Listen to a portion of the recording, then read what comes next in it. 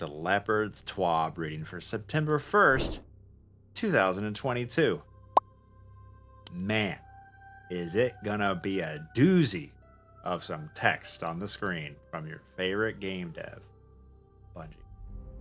This week at Bungie, September 1st, 2022.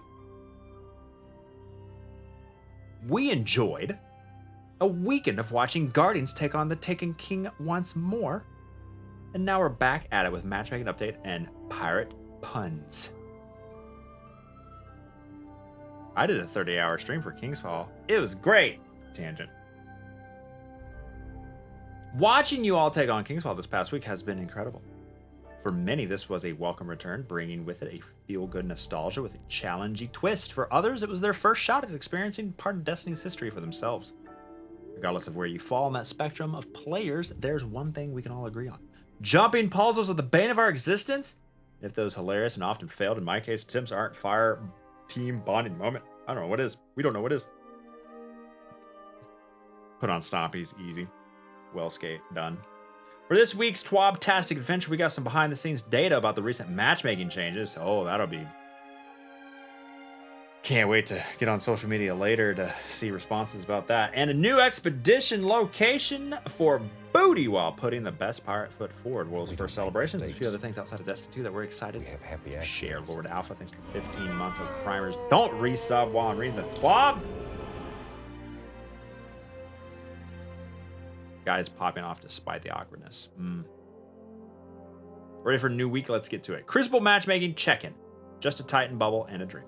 This season, we implemented a loose skill-based matchmaking system we talked about back in August. To talk about the launch of this revised feature is principal designer Alan Belaine, here with a vibe check, quote-unquote, in the PvP verse of Season of the Plunder. Take it away, Alan. Alan Belaine says, "Hi, folks.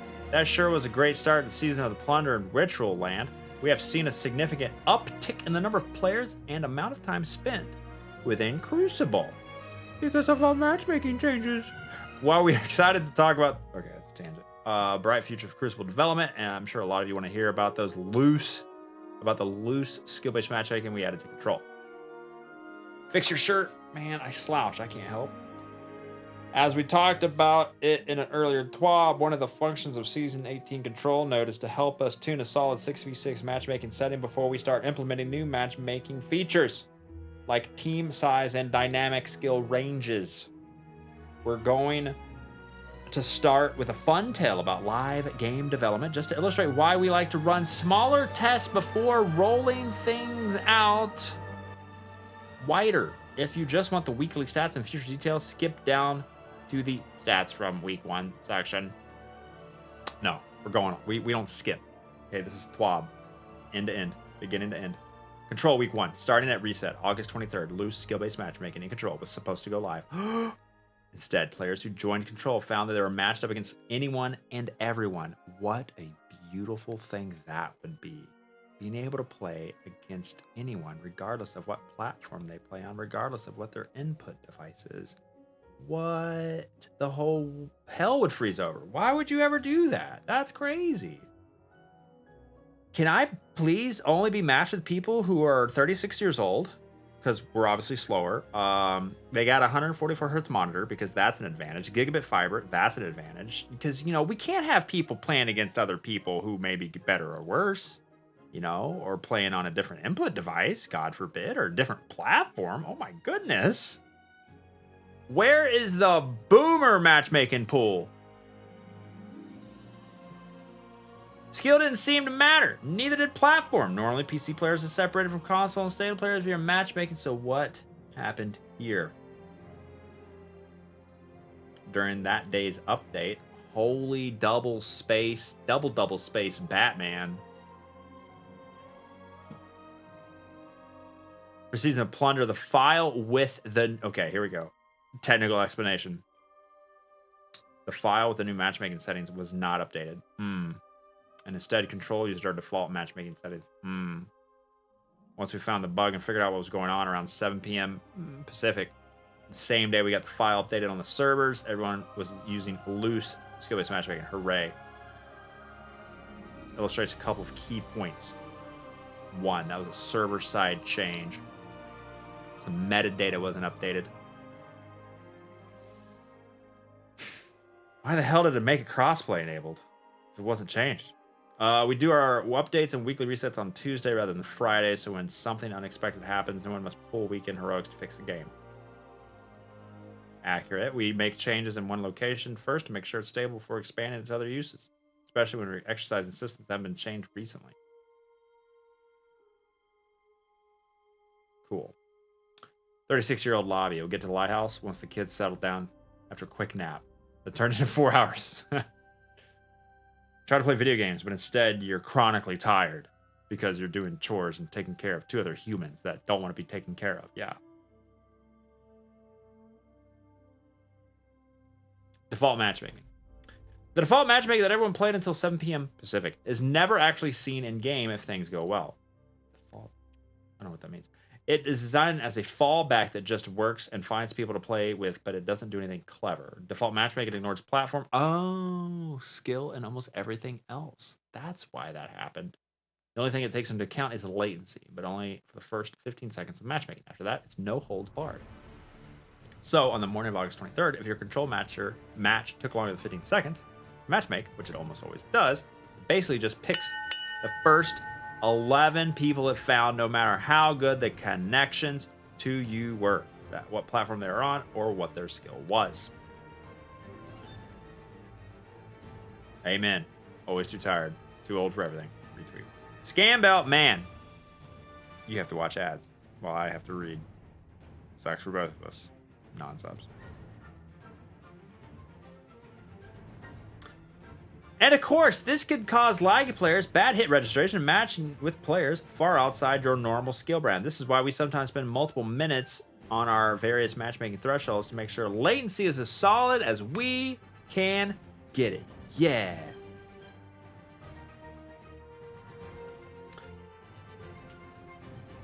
I'm just a big fan of putting everyone into the same pool so that connection quality can be better. I understand PC does have a hacking cheating issue, but in terms of input devices on PC, you got keyboard and controllers, users all over the place. We don't make mistakes. So we have happy accidents.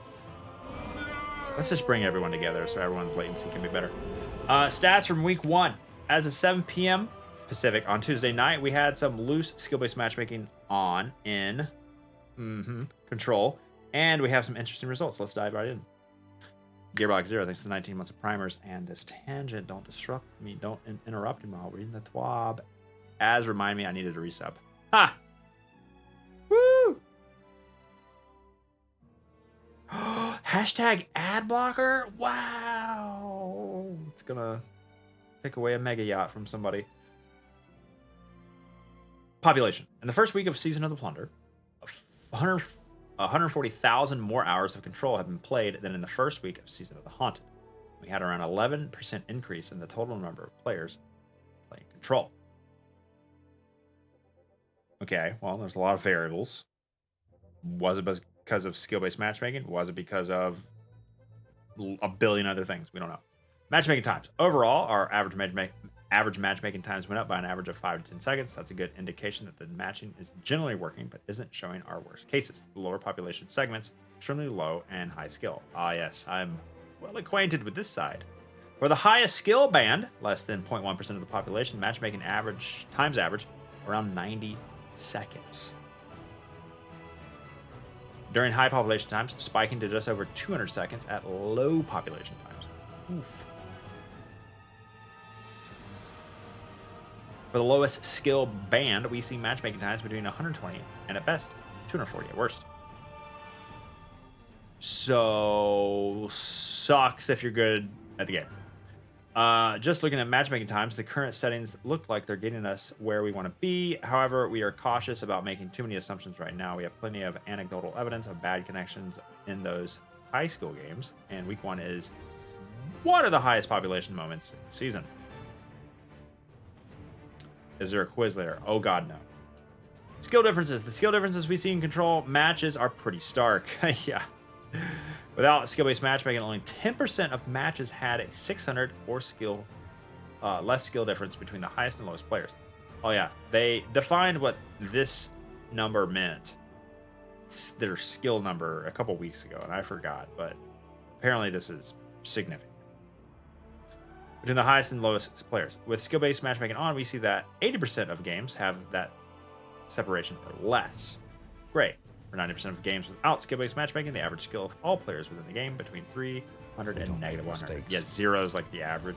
We have happy accidents. Now we see a significant number of games with a high average of 600 skill and regularly as low as negative 500, with a few games each day going as low as a negative 900 average. Wow, that's great. Butternut, thanks to the 19 months of hard-earned money. Welcome back to the stream. Thanks for helping me secure the bag. Game outcomes. Looking at game outcomes where our work really matters, we see more interesting data. Mercy games are down 4%. Not as much as we hoped, but it has been shrinking a little day by day. Games where the score threshold has been met remain steady, and games that go to time rose by 4%.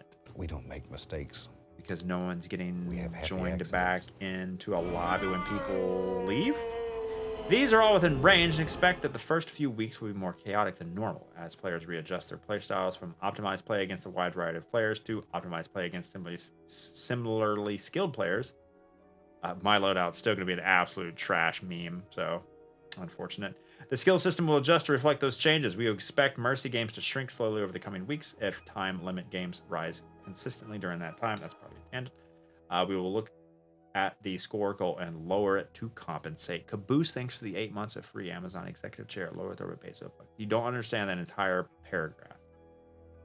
This one? Yeah. It's because they didn't redefine this. And they didn't show you the graph again to tell you what that means. It's just like, hey, do you remember that thing we talked about a while back? Okay. If you don't, oh well. New numbers. Tangent. You're not a little slow. They didn't define it, redefine it. You didn't remember you don't remember everything Bungie's ever said? Unlucky. Tangent. Quitting. We have seen one worrying trend in the data. The percentage of players quitting before the end of the match has risen from 8 to 12 in the last week. Yeah. What about... Which is okay as long as they're backfilled with other players. This is especially bad when matches designed to be balanced with 12 equally skilled players. You're still investigating to see if this is localized to specific cohort or playstyle. Yeah, check the shader, monochromatic, hand cannon, stompy using, shotgun aping, hunters. Anime profile pictures, weed them right out. Problem go away. I'm sorry. Or playstyle. If this is a natural player reaction to a new system, this percentage, double space, may reduce over time. Stay tuned. Backfill when players leave. Future plans. There are a few points of concern we are addressing. The number of poor connections during matches. If you're going to match on connection, that's going to, be a thing as long as you're still using a peer-to-peer networking system. Number of players quitting matches early. Other than those, most analytics have been positive considering this is a new experience and will take folks some time to get used to it. For now, we are taking a few steps. We are extending the time that loose skill-based matchmaking will sit and wait for the best connection quality between group leaders. However, this will increase the overall connection quality when matchmaking goes past 2 minutes. Extending the time, loose matchmaking, sit and wait. Wait even longer for less lag. Just sweat. Okay. We have some new analytics coming online, which should give us a better picture of connection quality between all players within matches, not just the group leaders. Oh.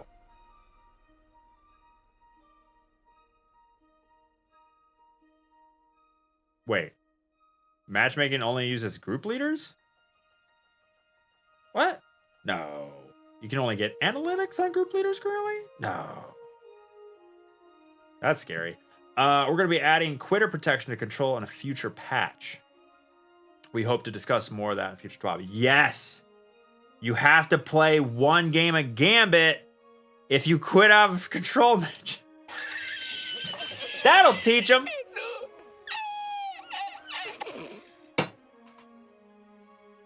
For the immediate future, you can look forward to Iron Banner. That's probably a tangent. You can look forward to Iron Banner next week with the new Eruption mode. Need a refresher on what that is? No worries, we got you covered here.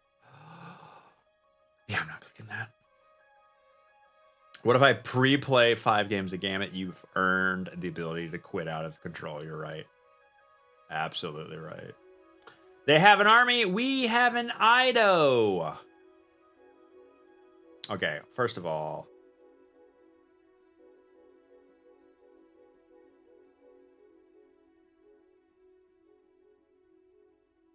I did not know that only group leaders mattered in terms of fire team matchmaking for connection quality. Wow. That seems not good. That's the most troubling thing I read. Plus not backfilling players once they leave. They didn't even mention that. They're just going to try to stop them from quitting more, but if people quit, 12% of your match. So every, no. What does this mean? When you say when you say 12% of players quit before the end of the match, and you have 12 players in a match, does that mean like someone leaves like once a game?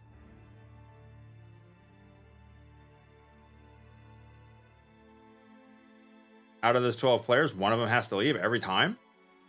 So you're never finishing a match, almost never finishing a match with a player with full 12 players? It's increased by 12. Percentage of players quitting has risen from 8% of players quitting per match to 12% of players quitting before the end of the match. Right? No?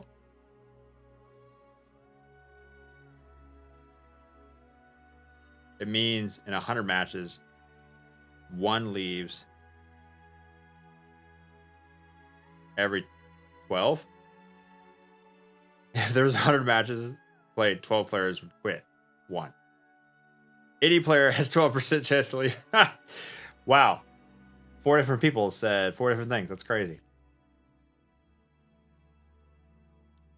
Regardless, they're not being backfilled. That's the problem.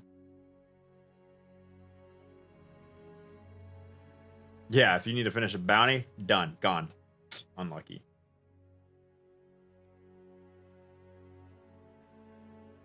Math class, by the way. I mean, I just feel like it's not like perfectly defined.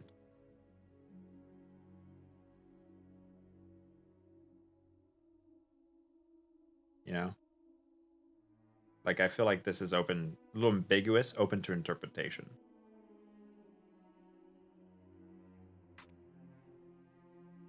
Anyway, we have an army. They have an army. We have an Ido. What did the ocean say to the pirate? Nothing. Water can't talk. It just waves.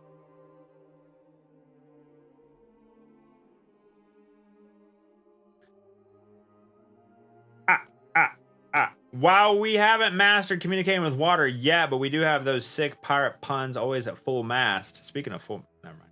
We do have a different expedition location to uncover for guardians looking to make Ido proud, as we should, because she must be protected at all costs. This week, we're heading to the Cosmodrome to loot all of the booty that you could possibly want. For those that may be just jumping into the Season of Plunder for the first time, Expedition is a new 3-player matchmaking activity where pirate hopefuls must band together to hunt treasure while fighting off those who may want to prove that they want it more. But we're not going to let that happen, right? Of course not. We got Misrax and Ido on our side. What could go wrong? Spider could betray us. Again. Can we get a Kingsfall raid with a side of World's First? Another World's First is come and gone, this time bringing back the beloved Kingsfall raid from Destiny's past. Players from all over the world gathered their fire teams and headed in to take out Oryx one more time. It was a close race. We had many teams all vying for that top spot, but only one could be victorious. The winning team was a shocker. Not really. They didn't put their, not because they didn't put their best foot forward, but because this is their third time in a row winning world's first back to back to back. I don't care who you are, that's impressive. Clan Elysium is back with a 3-peat win with an all-star lineup. Salt, Cruz, Kairos, Vile, Moople, Quaz. Cryos? No, Kairos? I think I dyslexiaed that one. Awkward. They dodged, dunked, and made a few hilarious missteps along the way, but you know what? They had a lot of fun, and the look of sweet, sweet relief on their faces when they realized that they had finally reached the coveted finish line was a sight to behold. Euros. Euro.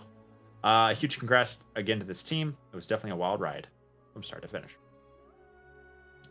So now, we know who won. But what about some other fun facts to herald the return of King's Fall? Let's break it down, shall we? King's Fall. Round. Destiny 2. Fight. Total number of players that entered the raid. 458,120. Total number of players that entered the challenge mode. 35,678. Man, I love the vertical alignment here. Excellent use of bullets. Total Guardian deaths. Being pedantic. 33 mil. Challenge mode deaths. 2.8 mil. Oh, I was like 2 million of that. Players that cleared totems. 158,000. Challenge. 31,000. Ooh, are you ready for the War Priest damage check? Players that cleared gold. Wait. Excuse me? War Priest? Hello? Are we just supposed to assume? Why'd you... What the... Huh?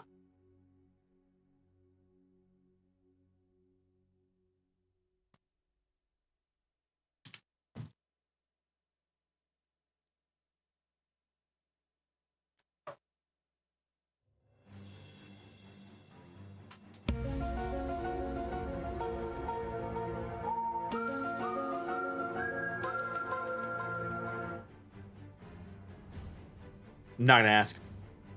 Players that cleared totems, 158,000. Challenge, 31,000. Players that cleared War Priest.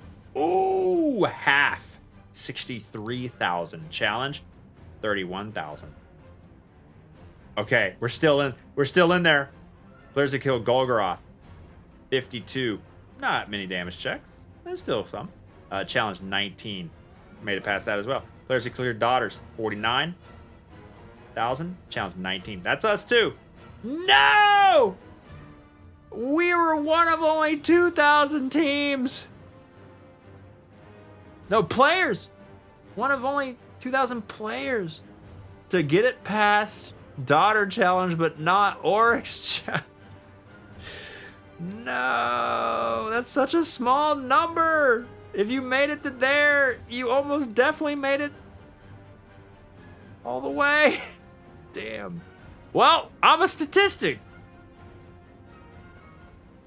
Oh, imagine getting past Golgoroth, but that has to be a time thing. Like, you made it past Golgoroth, you're definitely getting past Daughters. Oof.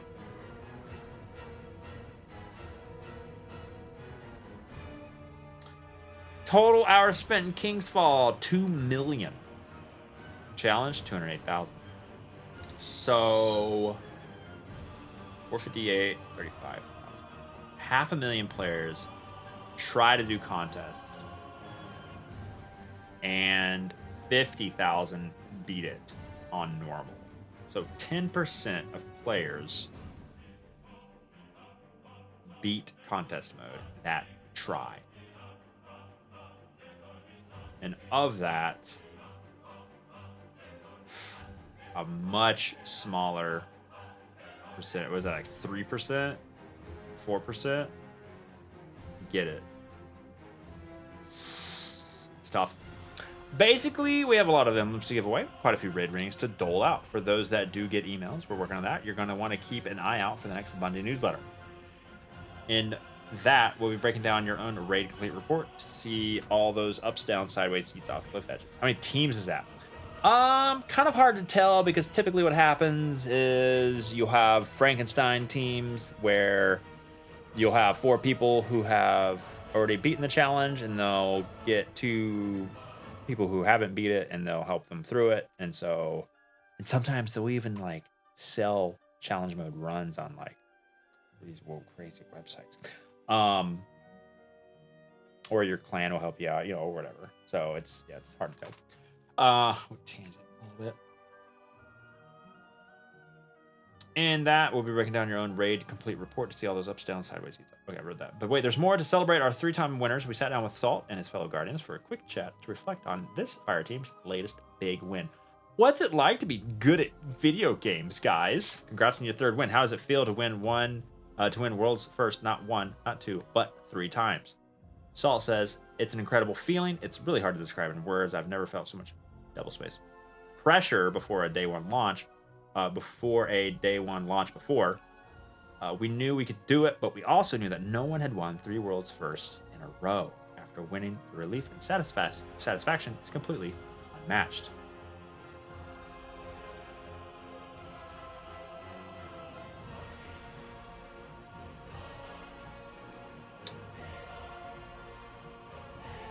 Oh, so many words. Speed reading, activate. Vile says, as the new one on the team. Wait, they didn't ask me to be on the team? What happened to their other 6th? It was extremely stressful to come in and fill an irreplaceable position. There was tons of pressure since everyone on the team had the dream of hitting the 3-peat. And obviously no one wants to be the one thing that has changed for the team if it doesn't happen. Yeah, that would be some pressure. When I heard that everyone was still at Oryx when we finally finished the challenge mode, the immense relief I felt was intense. It was amazing.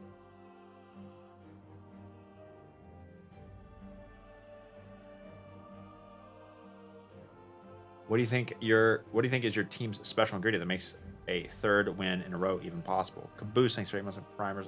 Someone followed.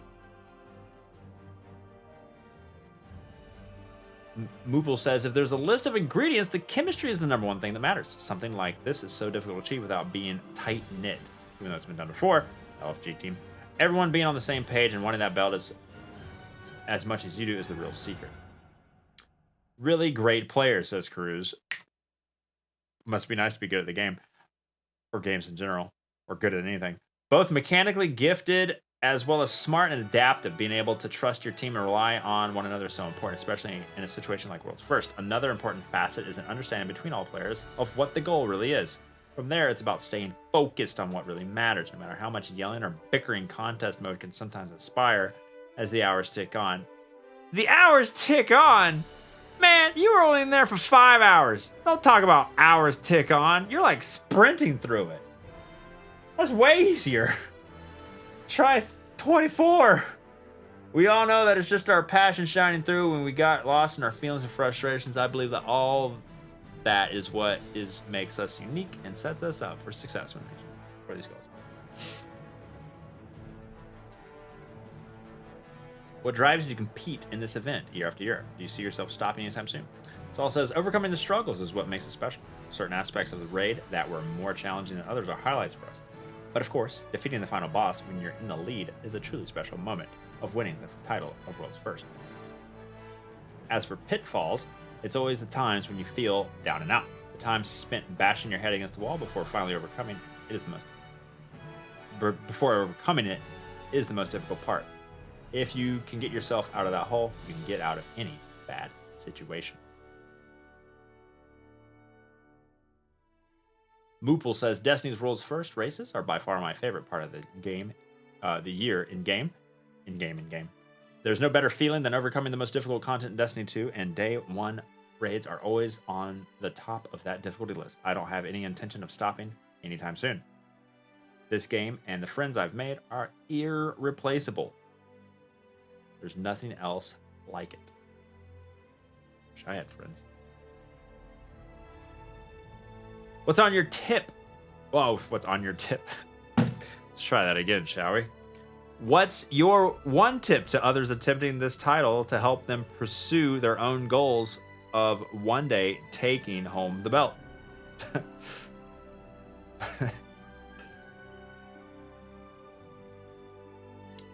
Most difficult content. He must not play Control.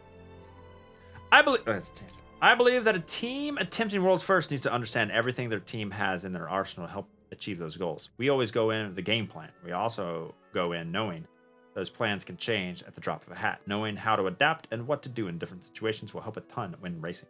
All that comes down to communication. We're a very loud team with many passionate voices, but no matter how loud we get, we all understand what's needed. I believe teams need to find a communication level that works well for them, whether that's quiet, loud, or nobody talking at all. Salt says if you're starting from the ground up, try to find a group of like-minded people with similar skill level. A good way to do this is to do challenges like duo, trio, raid encounters, or find players that are into in-game content like you and are willing to improve. See, I always like to find new teammates by doing solo GMs.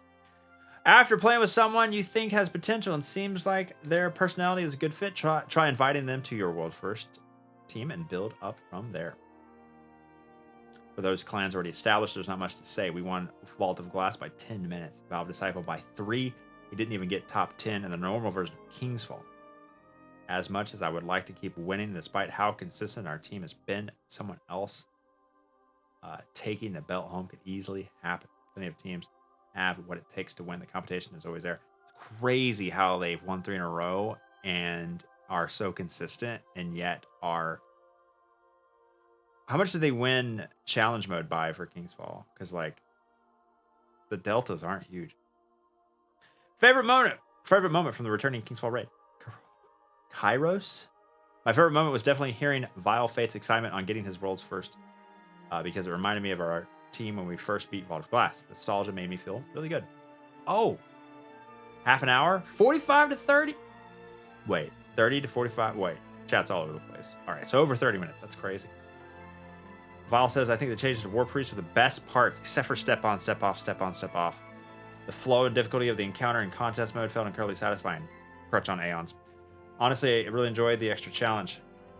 It required coordination, add a layer of difficulty to an instance that I went into thinking it would be the easiest part of the raid. Yeah, I like the challenge for War Priest.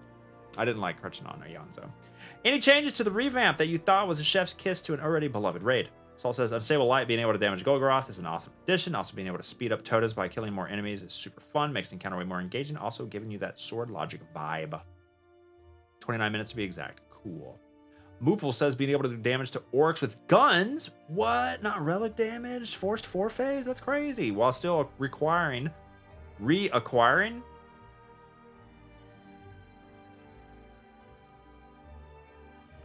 the corrupted light bombs in the final stand. Restunning him for final stand, I think is what he means. And the final encounter is probably that chef's kiss moment for me. Mixing mechanical damage with different stuns and weapon damage makes for the best encounters. What was the hardest part of the raid for you and your team? What was the most frustrating and most rewarding aspect? Bruce says the hardest encounters for us to nail down were our first clears of War Priest and Golgi. Both took us at least 1 hour each, which combined was around 38% of our run just for 2 encounters. And normal. Wow. 38% of your run was done in normal War Priest and Golgoroth. Yeah, woo. It's tough. But actually, I say our totems encounter was the one I was most frustrated with because we only were struggling due to stupid, unforced errors as players. We were just not playing well. During that time, we knew we needed to get into gear and start focusing. However, once we passed Golgoroth in our first clear, it was smooth sailing. We started playing significantly better as a team for the rest of the race. Vile says the hardest part was easily having to play catch-up early on. Shortly in our contest mode run of Golgoroth, Kairos was getting 10 FPS in game. Ended up having to reset his computer, which set us back 15 to 20 minutes. Obviously, this built a lot of anxiety inside all of us, since none of us knew what we should do. But luckily, he was able to join back in and play just fine. After that, we honestly flew through the rest of contest mode and challenge mode. The run after, winning while being that far behind was definitely one of the most rewarding parts for me as a newbie to the fire team.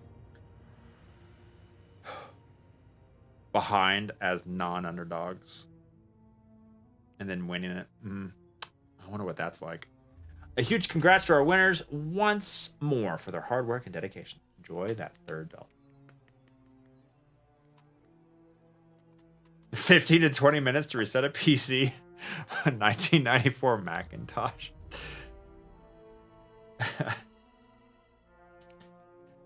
Must be nice to be good at games. Teaming up with Team Rubicon for National Preparedness Month. Oh my god, this TWAB is forever long.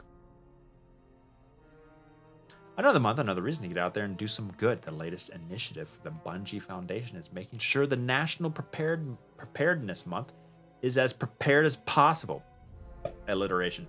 We've got the Bungie Foundation here to chat a little more about its latest initiative, which you can learn more about below. September is National Preparedness Month, a time to raise awareness about the importance of preparing for disasters and emergencies that could happen anytime. It's never been more important than now to support organizations that work tirelessly to help communities prepare for crisis. We are thrilled to partner with Team Rubicon and their effort to help communities prepare, respond, and recover from the disasters and humanitarian crises. Founded following the Haiti earthquake in 2010, the organization has grown to more than 150,000 volunteers, known as Gray Shirts. They come from all walks of life: military veterans, first responders, anyone ready to make a difference. With volunteers located in a multitude of communities across the country, Team Rubicon is uniquely positioned to prepare for and provide aid immediately after disasters. The Bungie Foundation has kicked this campaign off with a $150,000 donation. Damn! Team Rubicon, for the month of September, we invite you to join us in supporting their efforts by donating to the Team Rubicon Preparedness Month campaign. Anyone who donates $50 or more by Friday, September 30th at 11:59 p.m. Pacific will receive the Seeds of Hope emblem, as seen here. Plant your seeds of hope. Donors must make their donation to the Team Rubicon Preparedness Month campaign on or before September 30th at 11:59 p.m. Pacific. To receive this incentive, donors will receive a unique URL to redeem their emblem once the $50 donation threshold has been met. All in-game digital incentives will allow making games 1990. The Bungie Foundation will transfer 100% of the donated funds to Team Rubicon no later than 45 days upon completion of the campaign. If you are compelled to put your passions into action, we also encourage you to sign up to volunteer with this amazing organization. Here's how to get the process started. 1. Learn more about becoming a Gray Shirt volunteer and sign up here. 2. Complete a TR 101 training. 3. Complete a background check. 4. Update your profile. 5. Engage locally and beyond. He types like he does jumping puzzles. Types. Who's typing? I'm not typing. I'm talking. Will Bungie do anything special if we're talking like a Pirate Day this season? Great question. Asking the real questions, Genghis. Be sure to follow us on our social channels for all the latest information throughout the campaign: Twitter, Instagram, Facebook. Thank you for your compassion towards those who need it most. Love, the Bungie Foundation. Now, a message to Guardians with photosensitivity. Don't do daughters in King's Fall. No, they don't say that. They said in September 2021, we shared an initiative into making sure all players that want to enjoy Destiny 2 can. This includes many areas of making games more accessible, including areas of game design that can negatively impact those with photosensitivity concerns. While we continue to work on the back end of things, we did want to caution players that Destiny 2 may contain flashing patterns and images that produce adverse effects for a small percentage of those of people sensitive to them. There are a few areas to tackle on our side. That takes time, but that doesn't mean there aren't things we can do in the meantime to help keep your journey safe and smooth. First, let's clear something up really quickly. A common misconception about seizures is that they can only happen in those double-spaced diagnosed with epilepsy. That is unfortunately not the case. They can occur in anyone for a plethora of reasons. There is also no one type of photosensitive seizure, which can make navigating safety concerns tricky. As mentioned previously, this is a slow and steady process for us here at Bungie, but it's something that we are committed to help guide you through the world of light, darkness, and blue space strings. Oh, it's in the cutscene. That's right. We came up with a handy resource of tips, tricks on how you can jump into the action without aggravating photosensitivity. Interested? You can find that right here.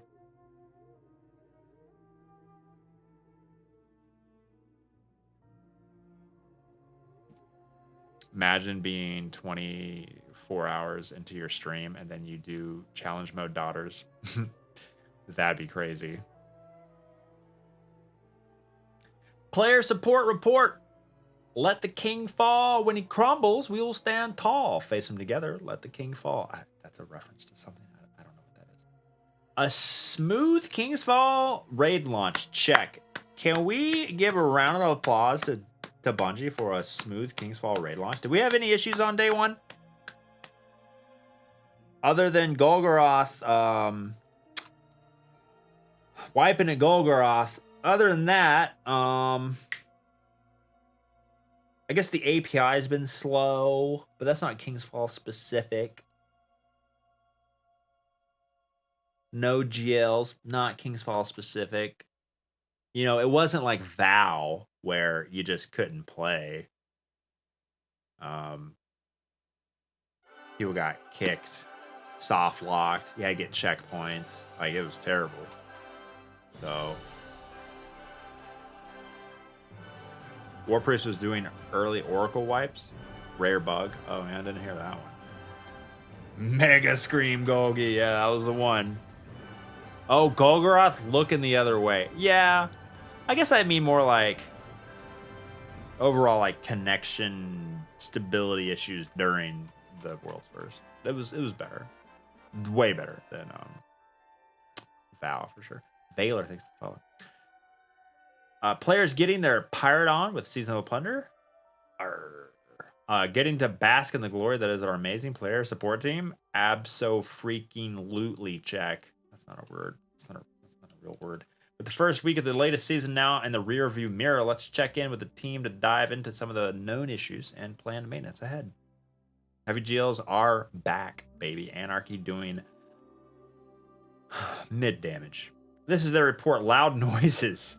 Last weekend, we discovered that during the white mechanic of the third encounter in King's Fall raid, Golgoroth can sometimes produce an extremely loud roar. You know, that may sound like an overstatement.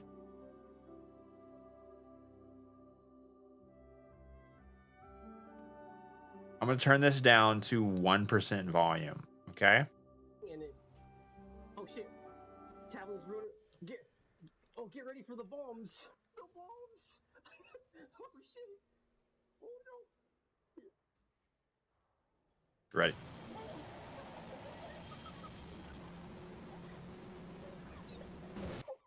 God, Jesus.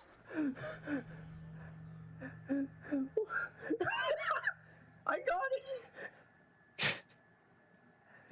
Yeah. If that happened to you, I'm sorry. Do 5.5 speed now. Turn down for what? We believe we have discovered the root cause of the issue, determining the proper release vehicle to deploy it. I was gonna try to like test it. Because when people said it was bad, I just didn't know it was that bad. Like, that's super bad. So, yeah, I'm glad that never happened to me. Your headphones broke.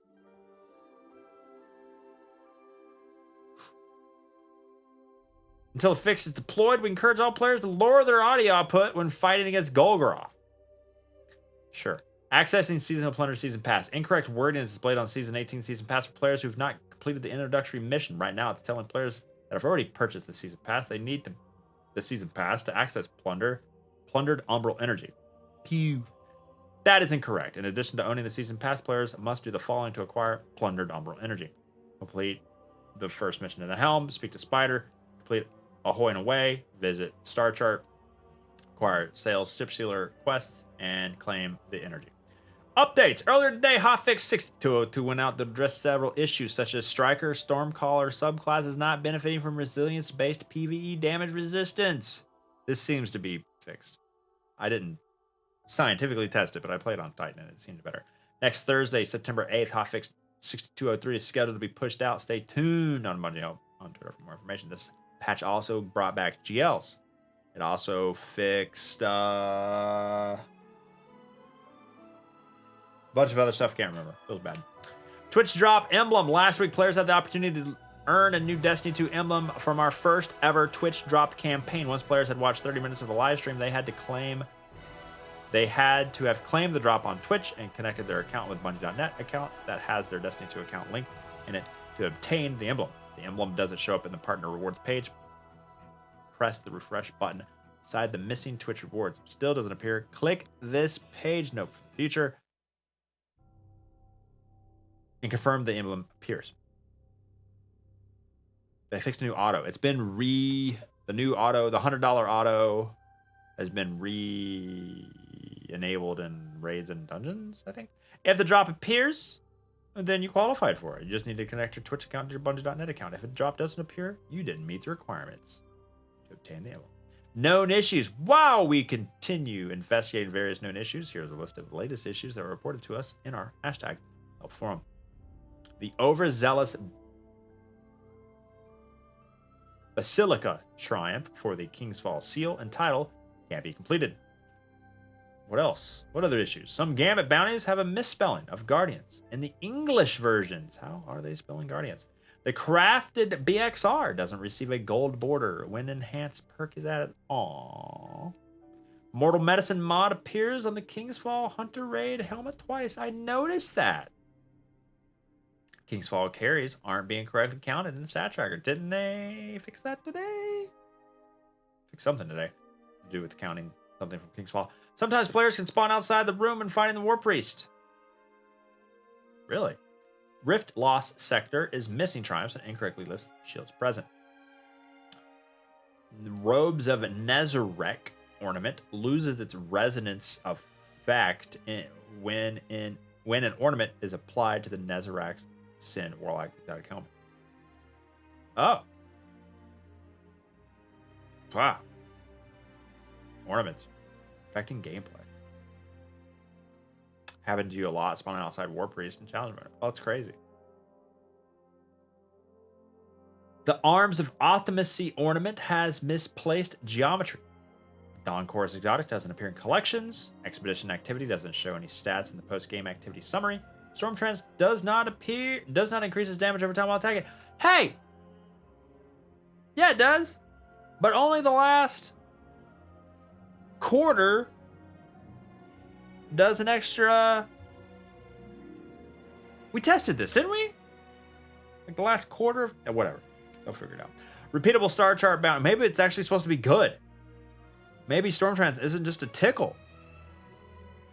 Last 25% it increases. Yeah, like doubles the last 25% or something. It's supposed to be more than that. Repeatable star chart bounties can continue to be purchased when players have a full quest inventory. What? Where do they go?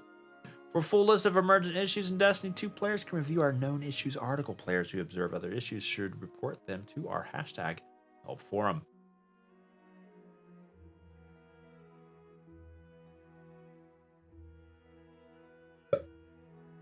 When are we going to fix Artifice Armor missing slot? Is that still a thing? Oh, from last season, they haven't fixed that yet. Yikes. Sir, you dropped your Prime Gaming Engram. Look. Oh, this is almost an hour, and I've been reading fast. Look, sometimes you just need to up that gear game a little or snag a certain ship that you may have missed out on, or maybe mods in the combat slot that show up randomly at vendors and you can't make builds from it, and that's pretty sad. No one really cares about grinding to get new mods unlocked, so maybe you should just give that to all players. Ha! For those looking to switch things up a bit, we've got a new month of Prime rewards to indulge in. For those that may not know, Prime Gaming is a nifty program with Twitch and Amazon Prime that allows players to get free loot. Wait, what was that? Mickey, thanks for giving one to L's. Mickey just got money laying around. What's wrong with you? It's pretty easy to use. Sign up for a Prime Gaming account and link it to your Bungie.net account. If you have Amazon Prime, congrats. You have Prime Gaming. Once signed in, you can select Sweet Cosmetics linked below to claim them. Also, go to twitch.tv/leopard to turn in your Twitch Prime to give him $3.50. Give Jeff Bezos another mega yacht. And then we'll be waiting. That's not in there. Then we'll be waiting for you in the tower with Amanda Holiday the next time you log in.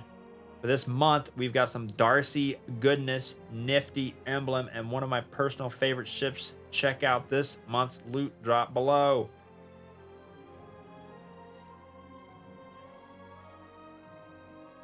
That ship is mid.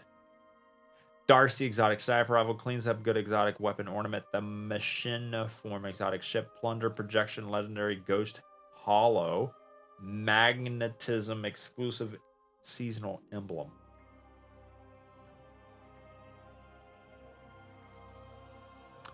Imagine if you had to Twitch Prime to a streamer playing Destiny and it gave you new cosmetics. I know they should not do that, but imagine if they did. How many Titans does it take down a Hive Overlord? I'll give myself a tangent for that.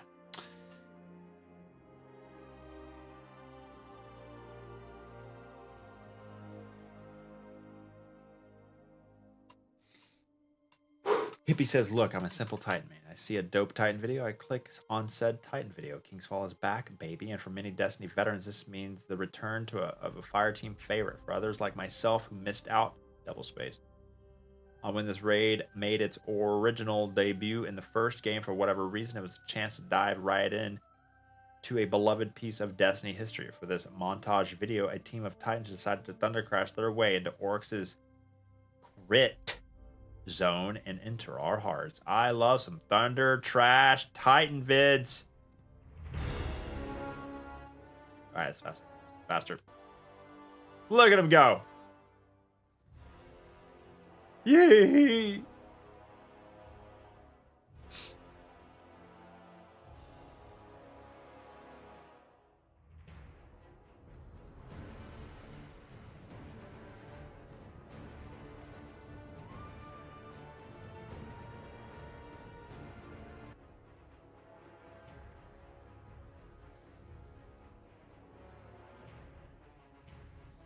Why is there only 5? Where's the 6th player?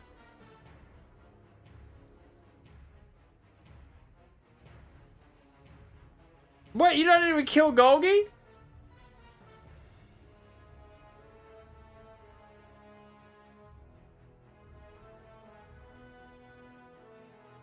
Take that, D-Wall. Oh, that player got stuck on the roof.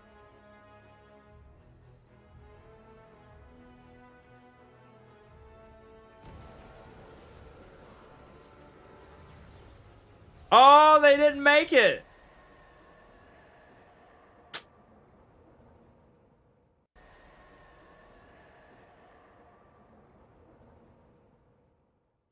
Unlucky. Cool. Well done. Eclipse. Sam says, with Kingsfall and the new season out, there's a ton of art and movies for us to go through. The team, I assume there's a period there. The team highlighted some incredible Titan shenanigans in action, but also we heard you guys really love Titan memes. Today, it's Corn. Movie of the week, it's Corn. What do you like about corn? It's cold. A big corn that knobs. It has the juice. I can't imagine a more beautiful thing. This is what gets... This gets 10,000 likes on Twitter. This is what goes viral. I mean, the meme is funny. When I first watched it. They just overlay it into Destiny. 10,000 likes. Really? That's what people want to see? I know the meme. Oh my god. Anyway, moving on. Hippie says Kingsfall is great and all, but what if we took this raid experience back in time a bit? How about 8-bit to be more precise? That's exactly what one player did when they transformed their experience with Oryx's latest stand into nostalgic auditory delight with the music track below. Bonus, Kingsfall Last Stand 8-bit.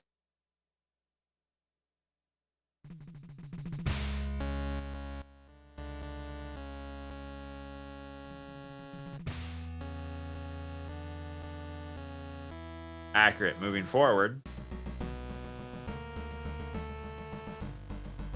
How do you convert music into 8-bit? You just have to like listen to every note and then decide what 8-bit noise to use. Is there a bot that can automate that process?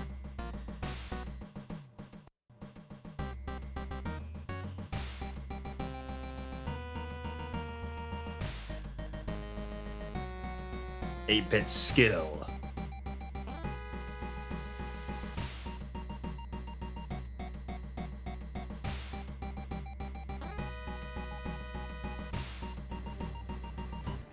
I am a robot. This is my We jam. don't make mistakes. Fiddle66 for 13 months of harder money. Happy Welcome back. accidents.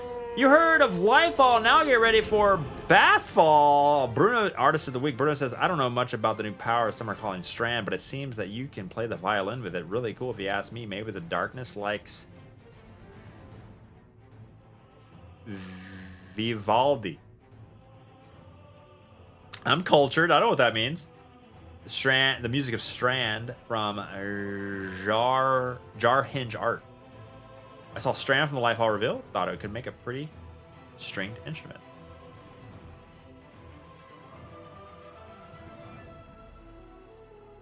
Nice. Ivan says we all know that the Hive are persistent, ruthless, and strong. But did you know that they can be adorable too? Well, now you do. What a gorgeous piece of cuteness overload. Our greatest respect for such amazing art. Rome. Oh, talking to the person who made it, whose name is Chrome. Hive Guardians and Hive Frog, or what I like to call Frive.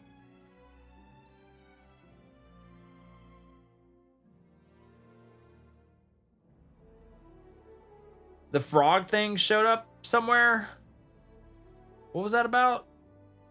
What are the frog thing? I forget.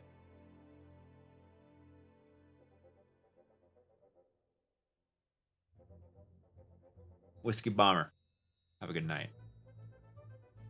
If he says, and because we're suckers for all things cute, have an adorable little chibi. That's how you say that, right? Callus getting some quality bath time in before joining the foray of galactic domination at the witness's behest. You know, normal Thursday things. By Beloved. Or Beloved. Frogs? Is it time to free taco? God, no. What? Bathfall. Still a better love story than Twilight. Bath time. It's our favorite chunky emperor. After watching the Lightfall trailer, I cannot stop thinking about how Callus looked like he was taking a bubble bath. This is great. A future so bright it's calling Gondor for aid. Gondar. The way to go, streamer. Way to use words. It's no secret that we here at Bungie are vocal about the things we believe in, including ways to be more thoughtful and inclusive to all. Because of that, we wanted to share a preview of some of the initiatives our Senior Inclusion, Diversity, and Equity Program Manager, or the SIDEPM, Asia Larkin, is working on. We are excited to participate again in the Game Devs of Color Expo taking place September 15 to 18. This 7th annual celebration will show off some new games, facilitate new experiences to treasure, and provide opportunities to connect with others to grow your network authentically and with good intention. We look forward to meeting our industry peers at the event. Space. Just pop into our virtual booth to chat with our recruiters or learn more about Bungie and our employee-led inclusion clubs that help support underrepresented communities in games and beyond. After that wraps up, we pack our bags to head to Grace Hopper Celebration in Florida, September 20 to 23. This event brings women in technology to the forefront in a celebration of research and career interests. Our booth will be staffed with an excited team ready to chat about your possible future here at Bungie. We hope to see you there, but if you can't make it, you can catch our open roles right here. That's probably going to link to bungie.net/careers. careers.bungie.com/jobs. Close enough. careers.whatever/jobs seems duplicative, but I'm here for it.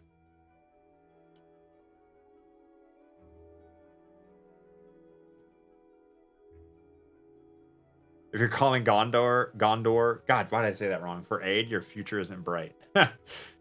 It is after Gondor shows up.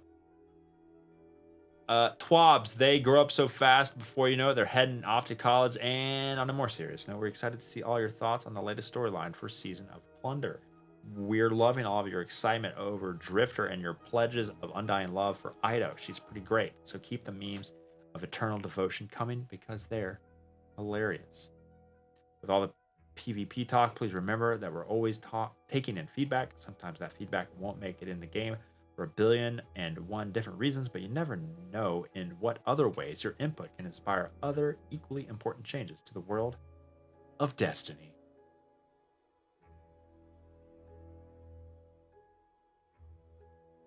For now, get in there, board those pirate ships, take all the booty. Risky click of the day? Callus, probably. You can handle and make sure you're drinking your water.